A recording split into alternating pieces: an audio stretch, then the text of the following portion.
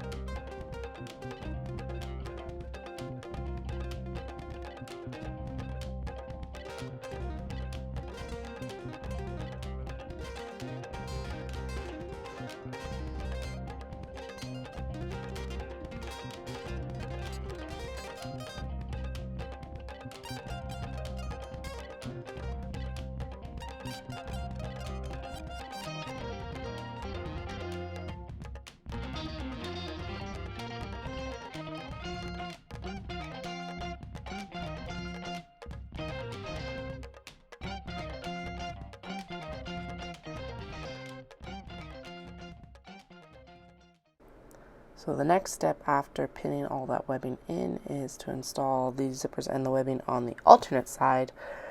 And there's a lot of matchy-matchy to make sure everything lines up before I even get everything under that presser foot.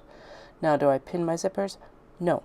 I used to pin my zippers, but no longer because it just took a lot of time and I didn't notice a massive difference in my results. I don't know if I wasn't pinning correctly or something like that. That's completely possible. But it just took a lot of time for not a massive increase in results. I pin the webbing because it has to stay at a certain height so that the straps match. You don't end up with like a wibble wobble. One strap's longer than the other, or at least not terribly so. And so yeah, this is all actually just freehanded. And now that I see just how visible those drinks are in that window, I will make sure that they are at a lower level next time. But we're going through, we're doing a bunch of fiddling. You can see the traffic behind me. It was apparently a busy day on the highway. You can also see my power bar. Now my power bar is there because my studio lights are crummy. They're the normal builder grade cloud lamps, and there's nothing wrong with that for an actual basement, but when it's a studio space, there's not enough light. And when we designed the old studio in the other house and actually finished the basement around it, I was able to install some really awesome lights. But here, it would require me either replacing those cloud lights, which wouldn't be bad, but it would be eye-searing all the time. Or we could install them and put them on a new circuit, and that would be too much expense for what we want to spend right now. But I found some plug-in LED strip lights for super cheap, like $25 the other day at Canadian Tire, and brought them home, was able to hang them up with basically plant hangers, and now they're up and awesome. They've added a lot of light to my studio for nighttime sewing, which is exactly what I was looking for. That surge bar is also a little bit so that I can just flick everything on my sewing table on as well. And I've been meaning to mount it like that for a while anyway, because honestly, it keeps the kids away from turning the sewing machine on and off and changing my settings. Somehow last year they got into the settings and set it so that it would just continue to sew after you'd push the pedal down, unless you kind of like double stepped it. I have a servo motor on it with a control box, and yeah, they changed one of the settings in there. They changed something else where they've changed some settings. I think it's where it's like always down or always up. My sewing machine needs to have some maintenance done on it. Although the control box kind of scares me, and honestly, the repair tech that I was going to have come out and service it was super grumpy, so I actually canceled the appointment. So I'm going to have to figure out how to do it myself, which in the long run saved me quite a bit of money and on bad energy in the house, so I'm not going to complain about that.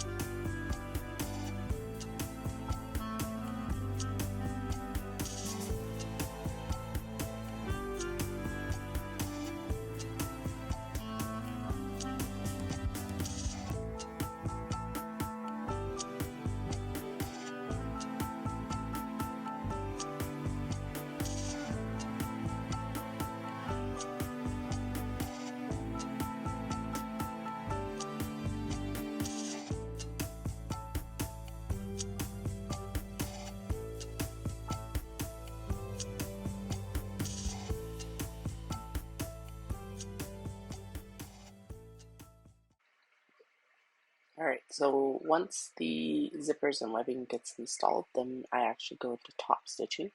Sign up for dark top stitching here. I break the bags up into two different groups, essentially, cleaning the bottom case out here because it had a bunch of fluff in it. But yeah, they get split up into dark top stitching, which I top stitch with black, and then light top stitching, which I top stitch with white.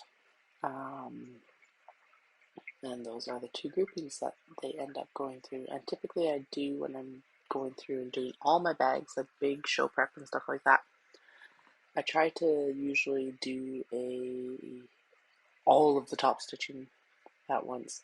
It's actually working out really well to batch it to these bag sizes, so I might actually change it out to that. But it's working out. So the top stitching, the big thing that it does is it holds the webbing down, and then it also helps hold the fabric out of the zipper. So hold the exterior and interior, especially the interior fabric, out of the zipper, so that when you're opening the zipper on the bag, it's not constantly getting caught on the fabric on the interior.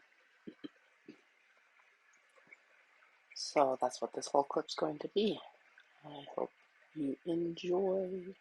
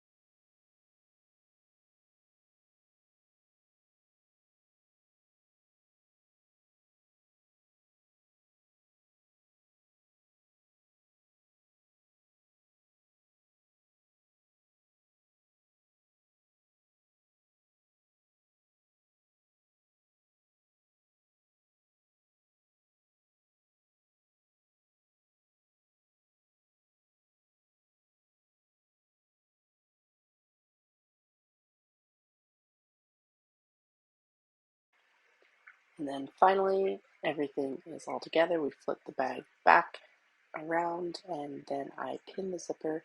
Again, this is one of those locations that pins work better than clips. And I pin the zippers so that they face the correct direction, so there's not weird pin or zipper stuff happening. And then after this step is the side seams and then the boxing of the bags as well, which I think is the next clip actually. But I go through, I pin all the zippers, and then sew them. Typically I like to sew them from the interfacing to the cotton, just exterior side, because I find it easier. My sewing machine does really, really well, but the interfacing is a little bit more difficult to sew over. Yeah, so go through, pin the zipper in a certain fashion so that it's nice and crisp. Line everything up, make sure there isn't any like glaring errors. I've already checked to make sure that the zipper and webbing and all the fabrics are actually sewn together. Sometimes I end up missing stuff, especially around the webbing.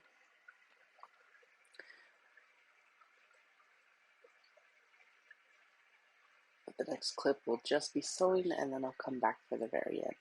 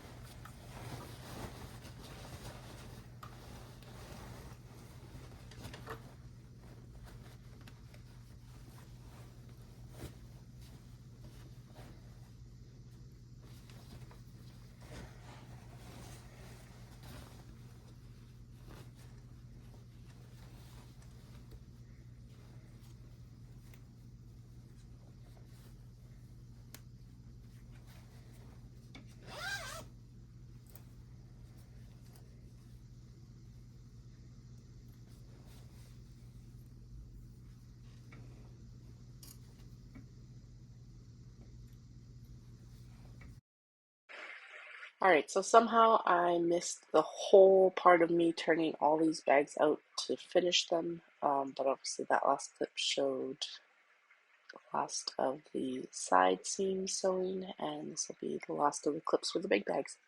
These are all currently available at Caroline's shop, Ancient Arts Yarn in Calgary, Alberta. These prints will also be available in my shop later this summer, once I have time to actually get them sewn up. But I hope you guys all enjoyed this video, and I will chat with you next week. Again, make sure to please like, subscribe, and share with any friends you think might enjoy this as well. And I will chat with you soon. Thank you.